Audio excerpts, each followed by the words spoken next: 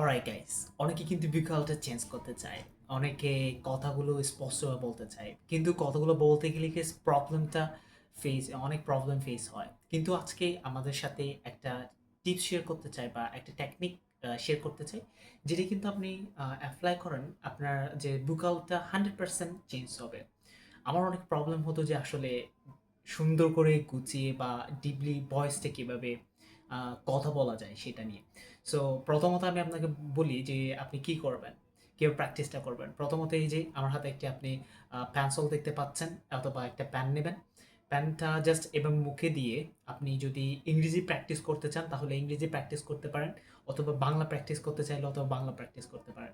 So এবার প্রথমত মুখে দেবেন, মুখে দিয়ে জাস্ট কথাগুলো বারবার বলা ট্রাই করবেন। ওকে, সো প্রথমত আমি কিভাবে প্র্যাকটিস করছি একটু দেখুন।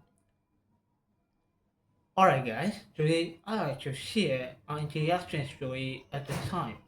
First of all, I want to say something right now. Have you ever heard any success story from your father? প্রথমত এভাবে কিন্তু শোনাবে। ইংলিশ হচ্ছে এভাবে শোনাবে, কিন্তু বাংলাটা যদি বলতে চান বাংলাটা হচ্ছে ডিফারেন্ট শোনাবে। আজকে আমি একটা আপনাদেরকে সুন্দর গল্প শোনাতে চাই, যদি আপনি শুনতে চান। আচ্ছা, আপনি কি কখনো আপনার বাবার কাছ থেকে একটা গল্প শুনেছেন? এভাবে করে আপনি ডেইলি ৫ মিনিট অথবা ১০ মিনিট করে প্র্যাকটিস করে যান, যদি আপনার স্পষ্টতা যে কথা বলাটা যদি আনতে চান। এটা অন্তত আপনি ১০ থেকে ১৫, ২০ দিন, ৩০ দিন পর্যন্ত একটা কনসিস্টেন্সি চ্যালেঞ্জ নিয়ে প্র্যাকটিস করতে থাকেন পেন পেন্সিল দিয়ে। আপনার কথা বলাটা ডিপ হবে এবং ক্লিয়ারলি স্পষ্টভাবে আপনার কথাগুলো বলতে পারবেন।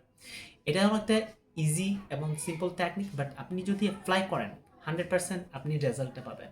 সো কোনো একটা নেক্সট ভিডিওতে দেখা হচ্ছে। সালাম আলাইকুম।